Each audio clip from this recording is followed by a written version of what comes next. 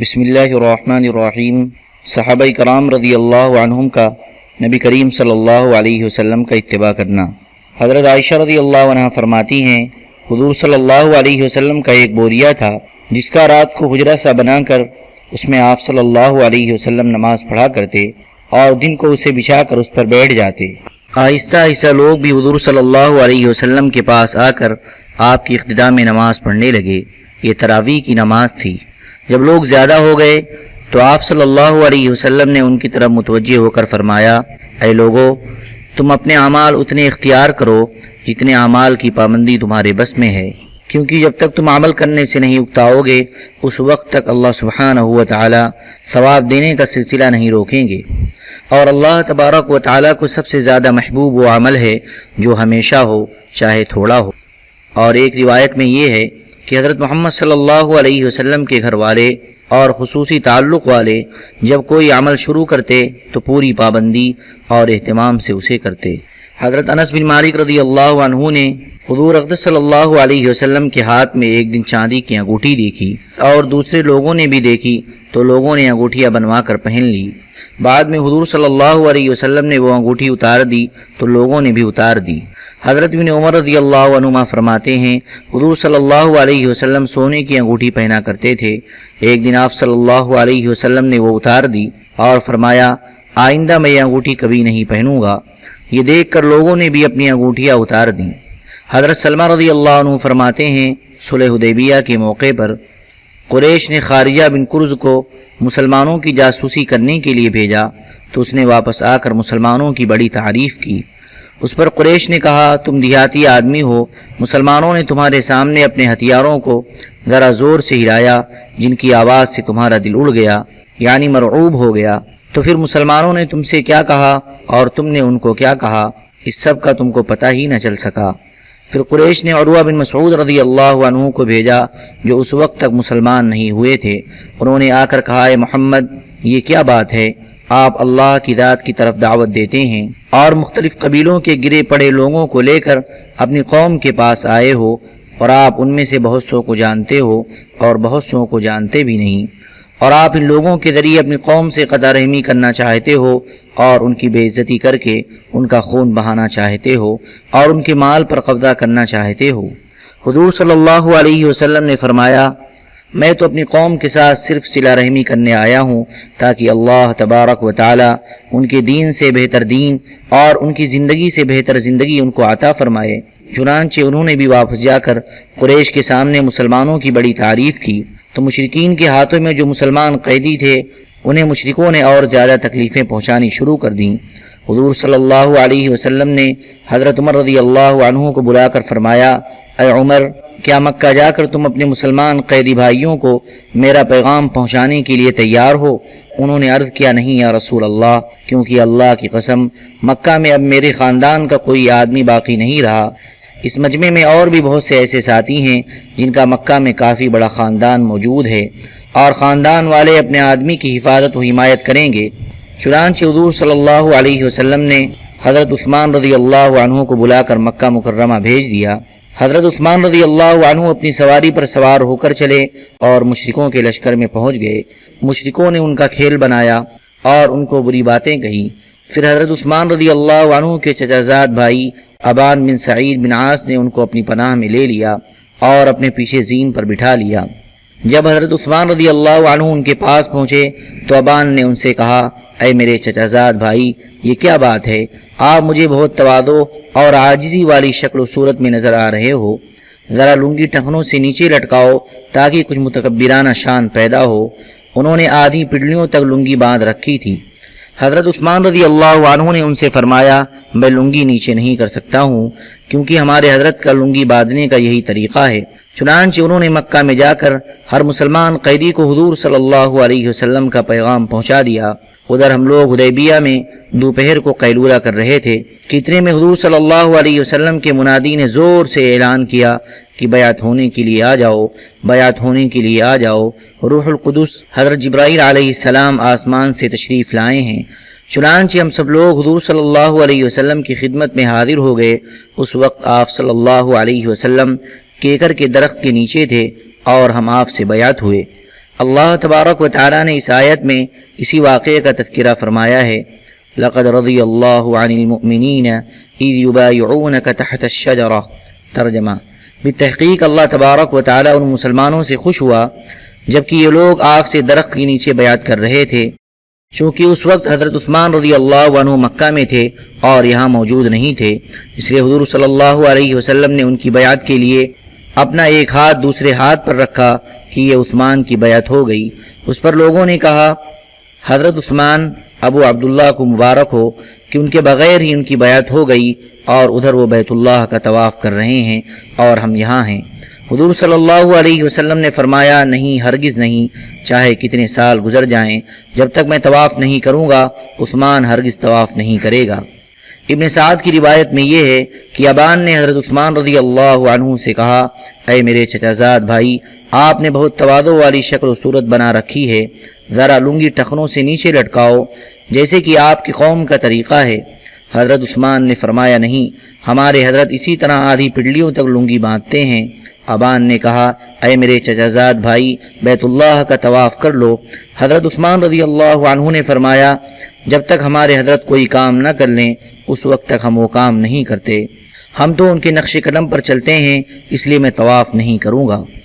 حضرت زید بن ثابت رضی اللہ عنہ فرماتے ہیں، جنگ یمامہ میں مسیلمہ کذاب مارا گیا اور اس کا فتنہ اور اس کا لشکر ختم ہو گیا، لیکن اس جنگ میں صحابہ کرام کی بڑی تعداد شہید ہو گئی، بالخصوص قرآن کریم کے حافظوں کی ایک بڑی جماعت شہید ہو گئی۔ تو اس جنگ کے بعد حضرت ابو بکر رضی اللہ عنہ نے مجھے بلایا، میں ان کی خدمت میں گیا تو وہاں ان کے پاس حضرت عمر بن خطاب رضی اللہ عنہ بھی تھے۔ حضرت ابو بکر رضی اللہ عنہ نے فرمایا، یہ یعنی حضرت عمر رضی اللہ عنہ میرے پاس آئے اور یوں کہا، اس جنگ یمامہ میں قرآن کریم کے حافظوں کی بہت زیادہ تعداد میں شہادت ہوئی ہے۔ ایک روایت کے مطابق اس جنگ میں 1400 صحابہ شہید ہوئے، جن میں سے 700 صحابہ حافظ تھے۔ مجھے یہ ڈر ہو رہا ہے کہ اگر آئندہ لڑائیوں میں یوں ہی قرآن کریم کے حافظ بڑی تعداد میں شہید ہوتے رہے تو پھر قرآن مجید کا اکثر حصہ جاتا رہے گا، اس لیے میرا خیال یہ ہے کہ آپ سارا قرآن ایک جگہ لکھوا کر محفوظ کر لیں۔ اس سے پہلے سارا قرآن حضور صلی اللہ علیہ وسلم کے زمانے میں ایک جگہ لکھا ہوا نہیں تھا، بلکہ متفرق صحابہ کے پاس تھوڑا تھوڑا کر کے لکھا ہوا تھا۔ میں نے حضرت عمر رضی اللہ عنہ سے کہا، ہم اس کام کی جرات کیسے کریں جسے حضور صلی اللہ علیہ وسلم نے نہیں کیا ہے؟ حضرت عمر رضی اللہ عنہ نے مجھ سے کہا، یہ کام سراسر خیر ہی ہے۔ حضرت عمر رضی اللہ عنہ مجھ پر اصرار کرتے رہے اور ضرورت کا اظہار کرتے رہے، یہاں تک کہ اللہ تبارک و تعالی نے میرا بھی اس کام کے لیے شرح صدر کر دیا، جس کے لیے حضرت عمر رضی اللہ عنہ کا شرح صدر کیا تھا، اور میری رائے بھی حضرت عمر رضی اللہ عنہ کے موافق ہو گئی۔ حضرت زید کہتے ہیں، اس وقت حضرت عمر رضی اللہ عنہ حضرت ابو بکر رضی اللہ عنہ کے پاس خاموش بیٹھے ہوئے تھے، کچھ بات نہیں فرما رہے تھے۔ پھر حضرت ابو بکر رضی اللہ عنہ نے فرمایا، تم جوان ہو، سمجھدار ہو، تم پر کسی قسم کی بدگمانی بھی ہمیں نہیں ہے، اور تم حضور صلی اللہ علیہ وسلم کے فرمانے پر وحی لکھا کرتے تھے، اس لیے تم ہی سارے قرآن کریم کو ایک جگہ جمع کر دو۔ حضرت زید کہتے ہیں، اللہ کی قسم، اگر حضرت ابو بکر مجھے کسی پہاڑ کے پتھر ادھر سے ادھر منتقل کرنے کا حکم دیتے تو یہ کام میرے لیے قرآن کریم ایک جگہ جمع کرنے سے زیادہ بھاری اور مشکل نہ ہوتا۔ میں نے عرض کیا، آپ حضرات ایسا کام کس طرح کر رہے ہیں جسے حضور صلی اللہ علیہ وسلم نے نہیں کیا؟ حضرت ابو بکر رضی اللہ عنہ نے فرمایا، یہ کام سراسر خیر ہی خیر ہے۔ اور حضرت ابو بکر رضی اللہ عنہ بار بار مجھے فرماتے رہے، یہاں تک کہ اللہ تبارک و تعالی نے میرا بھی اس بارے میں شرح صدر فرما دیا، جس بارے میں حضرت ابو بکر اور حضرت عمر رضی اللہ عنہما کا فرمایا تھا، اور میری رائے بھی ان دونوں حضرات کی رائے کے موافق ہو گئی۔ پھر میں نے قرآن کریم کو تلاش کرنا شروع کر دیا، اور کاغذوں پر، سفید پتھروں پر، چوڑی ہڈیوں پر اور کھجور کی ٹہنیوں پر جو قرآن کریم لکھا ہوا تھا اور جو قرآن حضرات صحابہ کے سینوں میں محفوظ تھا، اس سب کو جمع کر دیا، یہاں تک کہ لقد جاءکم رسول من انفسکم عزیز علیہ سے لے کر سورہ برات تک کے آخر تک کی آیات مجھے صرف حضرت خزیمہ بن ثابت رضی اللہ عنہ کے پاس لکھی ہوئی ملی اور کسی کے پاس نہ مل سکیں۔ یہ آیات زبانی تو بہت سے صحابہ کو یاد تھیں، لیکن لکھی ہوئی کسی اور کے پاس نہیں تھی۔ باقی قرآن کریم کی ہر آیت کئی صحابہ کے پاس لکھی ہوئی ملی۔ پھر یہ صحیفے جن میں سارا قرآن کریم ایک جگہ لکھا گیا تھا، حضرت ابو بکر رضی اللہ عنہ کی زندگی میں ان کے پاس رہے۔ پھر ان کی وفات کے بعد یہ صحیفے حضرت عمر رضی اللہ عنہ کے پاس ان کی زندگی میں رہے۔ پھر ان کی وفات کے بعد حضرت حفصہ بنت عمر رضی اللہ عنہ کے پاس رہے۔ پہلے حضرت ابو بکر رضی اللہ عنہ کا یہ فرمان گزر چکا ہے کہ اس ذات کی قسم جس کے قبضے میں میری جان ہے، جس چیز پر حضور صلی اللہ علیہ وسلم نے جنگ کی ہے میں اسے چھوڑ دوں۔ اس سے زیادہ مجھے یہ محبوب ہے کہ میں آسمان سے زمین پر گر پڑوں، لہذا میں تو اس چیز پر ضرور جنگ کروں گا۔ چنانچہ حضرت ابو بکر رضی اللہ عنہ نے زکوٰۃ نہ دینے پر عربوں سے جنگ کی، یہاں تک کہ وہ پورے اسلام کی طرف واپس آ گئے۔ بخاری، مسلم اور مسند احمد میں حضرت ابو ہریرہ رضی اللہ عنہ کی روایت میں اس طرح ہے کہ حضرت ابو بکر رضی اللہ عنہ نے فرمایا، اللہ کی قسم جو آدمی نماز اور زکوٰۃ میں فرق کرے گا، یعنی نماز پڑھے اور زکوٰۃ نہ دے، میں اس سے ضرور جنگ کروں گا، کیونکہ زکوٰۃ مال کا حق ہے جیسے کہ نماز جان کا حق ہے۔ اللہ کی قسم اگر یہ لوگ ایک رسی حضور صلی اللہ علیہ وسلم کو دیا کرتے تھے اور اب مجھے نہیں دیں گے تو میں اس رسی کی وجہ سے بھی ان سے جنگ کروں گا۔ دین میں ایک رسی کے برابر کمی بھی برداشت نہیں کر سکتا۔ اور حضرت ابو بکر رضی اللہ عنہ کا یہ ارشاد بھی گزر چکا ہے کہ اس ذات کی قسم جس کے علاوہ کوئی معبود نہیں، اگر کتے حضور صلی اللہ علیہ وسلم کی ازواج مطہرات کی ٹانگوں کو گھسیٹتے پھریں تو بھی میں اس لشکر کو واپس نہیں بلاؤں گا جسے حضور صلی اللہ علیہ وسلم نے روانہ فرمایا تھا، اور میں اس جھنڈے کو نہیں کھول سکتا جسے حضور صلی اللہ علیہ وسلم نے باندھا ہے۔ چنانچہ حضرت ابو بکر رضی اللہ عنہ نے حضرت اسامہ رضی اللہ عنہ کا لشکر روانہ فرمایا۔ حضرت عروہ کی روایت میں یہ بھی گزر چکا ہے کہ حضرت ابو بکر رضی اللہ عنہ نے فرمایا، اس ذات کی قسم جس کے قبضے میں میری جان ہے، اگر مجھے یقین ہو جائے کہ درندے مجھے اٹھا کر لے جائیں گے تو بھی میں حضور صلی اللہ علیہ وسلم کے حکم کے مطابق اسامہ کے لشکر کو ضرور روانہ کروں گا، چاہے آبادی میں میرے سوا کوئی بھی باقی نہ رہے تو بھی میں اس لشکر کو روانہ کر کے رہوں گا۔ اور ایک روایت میں ابن عساکر نے حضرت عروہ رضی اللہ عنہ سے نقل کیا ہے کہ حضرت ابو بکر رضی اللہ عنہ نے فرمایا، کیا میں اس لشکر کو روک لوں جسے حضور صلی اللہ علیہ وسلم نے بھیجا تھا؟ اگر میں ایسا کروں تو یہ میری بہت بڑی جسارت ہوگی۔ اس ذات کی قسم جس کے قبضے میں میری جان ہے، سارے عرب مجھ پر ٹوٹ پڑیں، یہ مجھے اس سے زیادہ پسند ہے کہ میں اس لشکر کو جانے سے روک دوں جسے حضور صلی اللہ علیہ وسلم نے روانہ فرمایا تھا۔ اے اسامہ، تم اپنے لشکر کو لے کر وہاں جاؤ جہاں جانے کا تمہیں حکم ہوا تھا، اور فلسطین کے جس علاقے میں جا کر لڑنے کا حضور صلی اللہ علیہ وسلم نے تمہیں حکم دیا تھا، وہاں جا کر اہل موتا سے لڑو۔ تم جنہیں یہاں چھوڑ کر جا رہے ہو، اللہ ان کے لیے کافی ہیں۔ حضرت سیف نے حضرت حسن رضی اللہ عنہ سے نقل کیا ہے کہ حضرت ابو بکر رضی اللہ عنہ نے حضرت عمر رضی اللہ عنہ کی داڑھی پکڑ کر کہا، اے ابن خطاب، تیری ماں تجھے گم کرے، حضور صلی اللہ علیہ وسلم نے تو انہیں امیر بنایا ہے اور تم مجھے کہہ رہے ہو کہ میں ان کو ہٹا دوں۔ یہ سب روایتیں جلد اول میں تفصیل سے گزر چکی ہیں۔ حضرت سعد بن ابی وقاص رضی اللہ عنہ فرماتے ہیں، حضرت حفصہ بنت عمر رضی اللہ عنہما نے حضرت عمر رضی اللہ عنہ سے کہا، یا امیر المؤمنین، کیا ہی اچھا ہوتا اگر آپ ان کھردرے کپڑوں سے زیادہ نرم کپڑے پہنتے اور اپنے اس کھانے سے زیادہ عمدہ کھانا کھاتے، کیونکہ اللہ تبارک و تعالیٰ نے رزق میں بڑی وسعت عطا فرما دی ہے اور مال بھی پہلے سے زیادہ عطا فرما دیا ہے۔ حضرت عمر رضی اللہ عنہ نے فرمایا، تمہارے خلاف دلیل تم سے ہی مہیا کرتا ہوں، کیا تمہیں حضور صلی اللہ علیہ وسلم کی مشقت اور سختی والی زندگی یاد نہیں ہے؟ چنانچہ حضرت عمر رضی اللہ عنہ ان کو حضور صلی اللہ علیہ وسلم کی معیشت کی تنگی کے واقعات یاد دلاتے رہے، یہاں تک کہ وہ رونے لگیں۔ پھر ان سے فرمایا، تم نے مجھے یہ کہا ہے، لیکن میرا فیصلہ یہ ہے کہ جہاں تک میرا بس چلے گا میں مشقت اور تنگی والی حضور صلی اللہ علیہ وسلم اور حضرت ابو بکر رضی اللہ عنہ دونوں حضرات جیسی زندگی گزاروں گا، تاکہ مجھے آخرت میں نعمتوں اور راحتوں والی ان دونوں حضرات جیسی زندگی مل سکے۔ حضرت عمر رضی اللہ عنہ کے زہد کے باب میں اس بارے میں بہت سی مختصر اور لمبی روایتیں گزر چکی ہیں۔ حضرت ابو امامہ رضی اللہ عنہ فرماتے ہیں، ایک دن حضرت عمر بن خطاب رضی اللہ عنہ اپنے ساتھیوں میں بیٹھے ہوئے تھے کہ ایک کھردرا کرتا پہننے لگے۔ جو ہی وہ کرتا ہنسلی کی ہڈی سے نیچے ہوا تو انہوں نے فوراً یہ دعا پڑھی، الحمدللہ الذی کسانی ما واری به عورتی واتجمل به فی حیاتی۔ پھر لوگوں کی طرف متوجہ ہو کر فرمایا کہ آپ لوگ جانتے ہیں کہ میں نے یہ دعا کیوں پڑھی؟ ساتھیوں نے کہا نہیں، آپ بتائیں تو ہمیں پتہ چلے۔ حضرت عمر رضی اللہ عنہ نے فرمایا ایک دن میں حضور صلی اللہ علیہ وسلم کی خدمت میں حاضر تھا، آپ کے پاس نئے کپڑے لائے گئے جنہیں آپ نے پہنا، پھر یہ دعا پڑھی، الحمدللہ الذی کسانی ما واری به عورتی واتجمل به فی حیاتی۔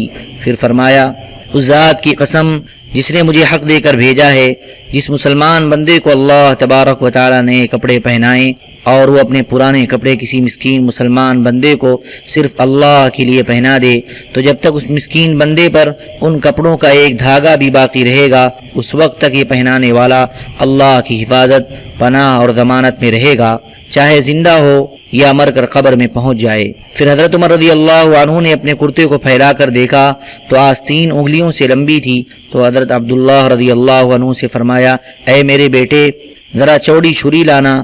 وہ کھڑے ہوئے اور چھری لے آئے۔ حضرت عمر رضی اللہ عنہ نے آستین کو اپنی انگلیوں پر پھیلا کر دیکھا تو جو حصہ انگلیوں سے آگے تھا اسے اس چھری سے کاٹ دیا۔ ہم نے عرض کیا اے امیر المؤمنین، کیا ہم کوئی درزی نہ لے آئیں جو آستین کا کنارہ سی دے؟ حضرت عمر رضی اللہ عنہ نے کہا نہیں۔ حضرت ابو امامہ کہتے ہیں بعد میں نے دیکھا کہ حضرت عمر رضی اللہ عنہ کی اس آستین کے دھاگے ان کی انگلیوں پر بکھرے ہوئے تھے اور وہ انہیں روک نہیں رہے تھے۔ حضرت ابن عمر رضی اللہ عنہ فرماتے ہیں کہ ایک مرتبہ حضرت عمر رضی اللہ عنہ نے نیا کرتا پہنا، پھر مجھ سے چھری منگوا کر فرمایا اے میرے بیٹے میرے کرتے کی آستین کو پھیلاؤ اور میری انگلیوں کے کنارے پر دونوں ہاتھ رکھ کر جو انگلیوں سے زائد کپڑا ہے اسے کاٹ دو۔ چنانچہ میں نے چھری سے دونوں آستینوں کا زائد کپڑا کاٹ دیا، وہ چھری سے سیدھا نہ کر سکا، اس لیے آستین کا کنارہ نہ ہموار اونچا نیچا ہو گیا۔ میں نے ان سے عرض کیا اے ابا جان اگر آپ اجازت دیں تو میں قینچی سے برابر کر دوں۔ انہوں نے فرمایا اے میرے بیٹے ایسے ہی رہنے دو، میں نے حضور صلی اللہ علیہ وسلم کو ایسے ہی کرتے دیکھا ہے۔ چنانچہ وہ کرتا حضرت عمر رضی اللہ عنہ کے بدن پر اسی طرح رہا یہاں تک کہ وہ پھٹ گیا اور میں نے کئی دفعہ دیکھا کہ اس کے دھاگے پاؤں پر گر رہے ہوتے تھے۔ حضرت اسلم رحمۃ اللہ علیہ کہتے ہیں حضرت عمر بن خطاب رضی اللہ عنہ نے حجر اسود کو مخاطب کرتے ہوئے فرمایا سن لے اللہ کی قسم مجھے معلوم ہے کہ تو ایک پتھر ہے، نہ نقصان دے سکتا ہے اور نہ نفع۔ اگر میں نے حضور صلی اللہ علیہ وسلم کو تمہارا استلام کرتے ہوئے نہ دیکھا ہوتا تو میں تمہارا استلام نہ کرتا۔ استلام یہ ہے کہ حجر اسود کو آدمی چومے یا اسے ہاتھ یا لکڑی لگا کر اسے چومے۔ پھر حجر اسود کا استلام کیا، اس کے بعد فرمایا ہمیں رمل سے کیا لینا؟ رمل طواف کے پہلے 3 چکروں میں اکڑ کر چلنے کو کہتے ہیں۔ ہم نے تو رمل مشرکوں کو اپنی قوت دکھانے کے لیے کیا تھا، اب اللہ تبارک و تعالی نے ان کو ہلاک کر دیا، لہذا اب بظاہر ضرورت نہیں ہے۔ پھر فرمایا رمل ایک ایسا کام ہے جسے حضور صلی اللہ علیہ وسلم نے کیا ہے، اس لیے ہم اسے چھوڑنا نہیں چاہتے۔ ایک صحابی رضی اللہ عنہ فرماتے ہیں میں نے دیکھا کہ حضور صلی اللہ علیہ وسلم حجر اسود کے پاس کھڑے ہوئے فرما رہے ہیں مجھے یہ معلوم ہے کہ تم تو ایک پتھر ہو، نہ نقصان دے سکتے ہو اور نہ نفع۔ پھر حضور صلی اللہ علیہ وسلم نے اس کا بوسہ لیا۔ پھر حضور صلی اللہ علیہ وسلم کے بعد حضرت ابو بکر رضی اللہ عنہ نے حج کیا اور حجر اسود کے سامنے کھڑے ہوئے اور انہوں نے فرمایا مجھے یہ معلوم ہے کہ تم تو ایک پتھر ہو، نہ نقصان دے سکتے ہو اور نہ نفع۔ اگر میں نے حضور صلی اللہ علیہ وسلم کو تمہارا بوسہ لیتے ہوئے نہ دیکھا ہوتا تو میں تمہارا بوسہ نہ لیتا۔ حضرت اعلیٰ بن امیہ رضی اللہ عنہ فرماتے ہیں میں نے حضرت عثمان رضی اللہ عنہ کے ساتھ طواف کیا تو ہم نے حجر اسود کا استلام کیا۔ میں بیت اللہ کے ساتھ ساتھ چل رہا تھا۔ جب ہم مغربی رکن یعنی رکن عراقی کے قریب پہنچے جو کہ حجر اسود کے بعد آتا ہے تو میں نے ان کا ہاتھ کھینچا تاکہ وہ رکن عراقی کا استلام کریں، تو انہوں نے فرمایا تمہیں کیا ہو گیا ہے، میرا ہاتھ کیوں کھینچ رہے ہو؟ میں نے کہا کیا آپ اس رکن کا استلام نہیں کریں گے؟ انہوں نے فرمایا کیا تم نے حضور اقدس صلی اللہ علیہ وسلم کے ساتھ طواف نہیں کیا تھا؟ میں نے کہا ہاں کیا تھا۔ انہوں نے فرمایا کیا تم نے انہیں ان دونوں مغربی رکنوں یعنی رکن عراقی اور رکن شامی کا استلام کرتے ہوئے دیکھا تھا؟ میں نے کہا نہیں۔ انہوں نے فرمایا کیا تم حضور صلی اللہ علیہ وسلم کا اتباع نہیں کرتے؟ میں نے کہا کرتا ہوں۔ تو پھر فرمایا اس کا استلام چھوڑو اور آگے چلو۔ حضرت بکر بن عبداللہ رحمۃ اللہ علیہ کہتے ہیں ایک دیہاتی نے حضرت ابن عباس رضی اللہ عنہما سے پوچھا یہ کیا بات ہے؟ آل معاویہ پانی میں شہد ملا کر پلاتے ہیں اور آل فلاں دودھ پلاتے ہیں اور آپ لوگ نبیذ پلاتے ہیں، کیا آپ لوگ کنجوس ہیں؟ اللہ تعالیٰ نے تو بہت دے رکھا ہے لیکن کنجوسی کی وجہ سے نبیذ پلاتے ہیں جو کہ سستی چیز ہے، یا سچ مچ آپ لوگ حاجت مند اور غریب ہیں؟ حضرت ابن عباس رضی اللہ عنہ نے فرمایا ہم لوگ نہ کنجوس ہیں اور نہ حاجت مند اور غریب، بلکہ نبیذ پلانے کی وجہ یہ ہے کہ ایک مرتبہ حضور اقدس صلی اللہ علیہ وسلم ہمارے پاس تشریف لائے، سواری پر آپ کے پیچھے حضرت اسامہ بن زید رضی اللہ عنہما بیٹھے ہوئے تھے، آپ نے پانی مانگا تو ہم نے اس سبیل کی نبیذ آپ کی خدمت میں پیش کر دی جسے آپ نے پی لیا اور فرمایا تم نے بہت اچھا انتظام کیا ہے، ایسے ہی کرتے رہنا۔ حضرت جعفر بن تمام رحمۃ اللہ علیہ کہتے ہیں ایک آدمی نے آ کر حضرت ابن عباس رضی اللہ عنہما سے کہا ذرا یہ بتائیں کہ آپ لوگ جو لوگوں کو کشمش کی نبیذ پلاتے ہیں کیا یہ سنت ہے جس کا آپ لوگ اتباع کر رہے ہیں، یا آپ کو اس میں دودھ اور شہد سے زیادہ سہولت ہے؟ حضرت ابن عباس رضی اللہ عنہما نے فرمایا حضور اقدس صلی اللہ علیہ وسلم ایک مرتبہ میرے والد حضرت عباس رضی اللہ عنہ کے پاس آئے، حضرت عباس رضی اللہ عنہ لوگوں کو پلا رہے تھے، حضور صلی اللہ علیہ وسلم نے فرمایا مجھے بھی پلاؤ۔ حضرت عباس رضی اللہ عنہ نے نبیذ کے چند پیالے منگوائے اور حضور اقدس صلی اللہ علیہ وسلم کی خدمت میں پیش کیے، حضور اقدس صلی اللہ علیہ وسلم نے ان میں سے ایک پیالہ لے کر اسے نوش فرمایا، پھر فرمایا تم لوگوں نے اچھا انتظام کر رکھا ہے، ایسے ہی کرتے رہنا۔ چونکہ حضور صلی اللہ علیہ وسلم نے فرمایا تم نے اچھا انتظام کر رکھا ہے، ایسے ہی کرتے رہنا، تو اب حضور صلی اللہ علیہ وسلم کے اس فرمان کی وجہ سے نبیذ کے بجائے دودھ اور شہد کی سبیل کا ہونا میرے لیے باعث مسرت نہیں ہے۔ حضرت ابن سیرین رحمۃ اللہ علیہ کہتے ہیں میں میدان عرفات میں حضرت ابن عمر رضی اللہ عنہما کے ساتھ تھا، جب وہ قیام گاہ سے چلے تو میں بھی ان کے ساتھ چلا، وہ امام حج کی جگہ پر پہنچ گئے اور اس کے ساتھ ظہر اور عصر کی نماز ادا کی، پھر انہوں نے جبل رحمت پر وقوف فرمایا، میں اور میرے ساتھی بھی ان کے ساتھ تھے، یہاں تک کہ غروب کے بعد جب امام عرفات سے مزدلفہ کی طرف روانہ ہوا تو ہم بھی حضرت ابن عمر رضی اللہ عنہما کے ساتھ وہاں سے چل پڑے۔ جب حضرت ابن عمر رضی اللہ عنہما مازمین مقام سے پہلے ایک تنگ جگہ پہنچے تو انہوں نے اپنی سواری بٹھائی تو ہم نے بھی اپنی سواریاں بٹھا دیں، ہمارا خیال تھا کہ یہ نماز پڑھنا چاہتے ہیں، تو حضرت ابن عمر کے غلام نے جو ان کی سواری کو تھامے ہوئے تھے اس نے کہا نہیں یہ نماز نہیں پڑھنا چاہتے ہیں، بلکہ انہیں یاد آ گیا ہے کہ حضور اقدس صلی اللہ علیہ وسلم جب اس جگہ پہنچے تھے تو آپ قضاء حاجت کے لیے رکے تھے، اس لیے یہ بھی یہاں قضاء حاجت کرنا چاہتے ہیں۔ حضرت ابن عمر رضی اللہ عنہما مکہ اور مدینہ کے درمیان ایک درخت کے پاس جب پہنچتے تو اس کے نیچے دوپہر کو آرام فرماتے اور اس کی وجہ یہ بتایا کرتے کہ حضور اقدس صلی اللہ علیہ وسلم نے اس درخت کے نیچے دوپہر کو آرام فرمایا تھا۔ حضرت نافع رحمۃ اللہ علیہ کہتے ہیں حضرت ابن عمر رضی اللہ عنہما حضور اقدس صلی اللہ علیہ وسلم کے آثار و نشانات کا بہت زیادہ اتباع کیا کرتے تھے، چنانچہ جس جگہ حضور صلی اللہ علیہ وسلم نے دوران سفر کوئی نماز پڑھی ہوتی وہاں حضرت ابن عمر ضرور نماز پڑھا کرتے تھے۔ حضور صلی اللہ علیہ وسلم کے آثار کا ان کو اتنا زیادہ اہتمام تھا کہ ایک سفر میں حضور اقدس صلی اللہ علیہ وسلم ایک درخت کے نیچے ٹھہرے تھے تو حضرت ابن عمر رضی اللہ عنہما اس درخت کا بہت خیال رکھتے اور اس کی جڑ میں پانی ڈالتے تاکہ وہ خشک نہ ہو جائے۔ حضرت مجاہد رحمۃ اللہ علیہ کہتے ہیں ہم ایک سفر میں حضرت ابن عمر رضی اللہ عنہما کے ساتھ تھے، چلتے چلتے جب وہ ایک جگہ کے پاس سے گزرے تو راستہ چھوڑ کر ایک طرف کو ہو لیے۔ ساتھیوں نے ان سے پوچھا کہ آپ نے ایسا کیوں کیا، راستہ کیوں چھوڑ دیا؟ انہوں نے فرمایا کہ میں نے حضور اقدس صلی اللہ علیہ وسلم کو یہاں ایسے ہی کرتے دیکھا تھا، اس لیے میں نے بھی ایسے ہی کیا۔ حضرت نافع رحمۃ اللہ علیہ کہتے ہیں حضرت ابن عمر رضی اللہ عنہما مکہ مکرمہ کے راستے میں سیدھا نہیں چلتے تھے بلکہ کبھی راستے کے دائیں طرف سواری کو موڑ لیا کرتے تھے اور کبھی بائیں طرف، اور فرمایا کرتے تھے میں ایسا اس لیے کرتا ہوں تاکہ میری سواری کا پاؤں حضور اقدس صلی اللہ علیہ وسلم کی سواری کے پاؤں والی جگہ پر پڑ جائے۔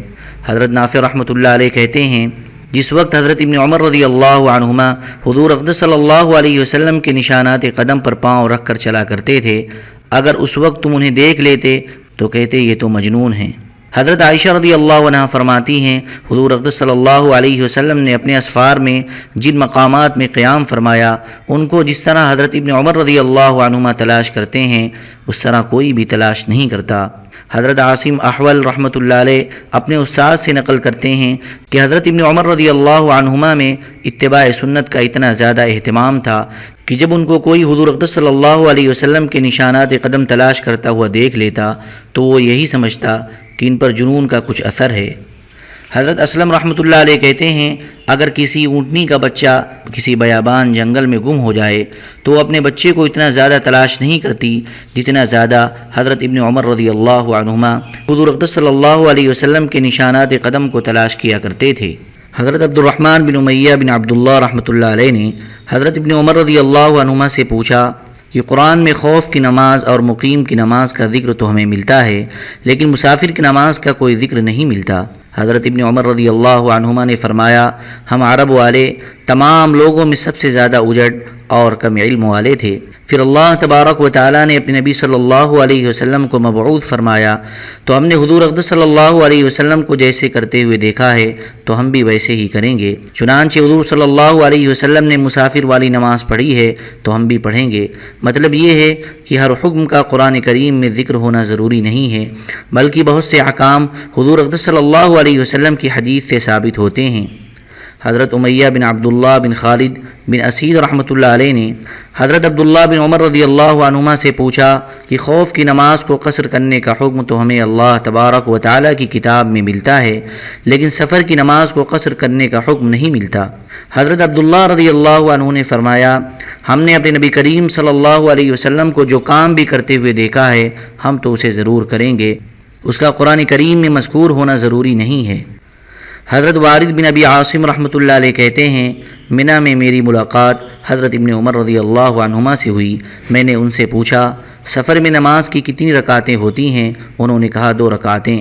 میں نے کہا اس وقت تو ہم لوگ منی میں ہیں، ہماری تعداد بھی بہت ہے، ہر طرح کا امن بھی ہے، تو کیا یہاں بھی 2 ہی رکعت نماز پڑھی جائے گی؟ اس کے بارے میں آپ کا کیا خیال ہے؟ میرے اس سوال سے انہیں بڑی گرانی ہوئی اور فرمایا تیرا ناس ہو، کیا تم نے حضور اقدس صلی اللہ علیہ وسلم کے بارے میں کچھ سنا ہے؟ میں نے کہا جی ہاں سنا ہے اور میں ان پر ایمان بھی لایا ہوں۔ اس پر انہوں نے فرمایا حضور اقدس صلی اللہ علیہ وسلم جب سفر میں تشریف لے جایا کرتے تو 2 رکعت نماز پڑھا کرتے، اب تمہاری مرضی ہے، چاہے 2 رکعت نماز پڑھو چاہے چھوڑ دو۔ حضرت ابو منیب جورشی رحمۃ اللہ علیہ کہتے ہیں ایک آدمی نے حضرت ابن عمر رضی اللہ عنہما سے پوچھا کہ اللہ تبارک و تعالیٰ نے قرآن کریم میں فرمایا ہے اذا ضربتم فی الارض فلیس علیکم جناح، ترجمہ اور جب تم زمین میں سفر کرو تو تم کو اس میں کوئی گناہ نہ ہوگا کہ تم نماز کو کم کر دو، اگر تم کو یہ اندیشہ ہو کہ تم کو کافر لوگ پریشان کریں گے۔ اب اللہ تبارک و تعالیٰ نے نماز قصر کرنے کے لیے شرط لگائی ہے کہ کافروں کے ستانے کا ڈر ہو، اور یہاں منی میں اس وقت ہم لوگ بڑے امن سے ہیں، کسی قسم کا خوف اور ڈر نہیں ہے، تو کیا یہاں بھی ہم نماز کو قصر کریں گے؟ حضرت ابن عمر رضی اللہ عنہما نے فرمایا حضور اقدس صلی اللہ علیہ وسلم تمہارے لیے قابل تقلید نمونہ ہیں، لہذا جب انہوں نے منی میں 2 رکعت نماز پڑھی ہے تو تم بھی 2 رکعت ہی پڑھو۔ حضرت زید بن اسلم رحمۃ اللہ علیہ کہتے ہیں میں نے حضرت ابن عمر رضی اللہ عنہما کو دیکھا کہ وہ نماز پڑھ رہے ہیں اور ان کے کرتے کی گھنڈیاں کھلی ہوئی ہیں۔ نماز کے بعد میں نے ان سے اس بارے میں پوچھا تو انہوں نے فرمایا میں نے حضور اقدس صلی اللہ علیہ وسلم کو ایسے ہی نماز پڑھتے ہوئے دیکھا ہے۔ حضرت قرہ رضی اللہ عنہ فرماتے ہیں قبیلہ مزینہ کی ایک جماعت کے ساتھ حضور اقدس صلی اللہ علیہ وسلم کی خدمت میں حاضر ہوا اور ہم آپ سے بیعت ہوئے۔ جب ہم آپ سے بیعت ہوئے اس وقت آپ صلی اللہ علیہ وسلم کی گھنڈیاں کھلی ہوئی تھیں، میں نے آپ کے کرتے کے گریبان میں ہاتھ ڈال کر مہر نبوت کو چھوا۔ حضرت عروہ راوی کہتے ہیں میں نے دیکھا کہ حضرت قرہ کے صاحبزادے حضرت معاویہ کی اور حضرت معاویہ کے بیٹے کی گھنڈیاں گرمی سردی ہر موسم میں ہمیشہ کھلی رہا کرتی تھیں۔ اللہم صلی علی سیدنا وعلی آل سیدنا وحبیبنا ومحبوبنا ومولانا محمد وبارک وسلم سبحان ربک رب العزة عما یصفون وسلام علی المرسلین والحمد للہ رب العالمین۔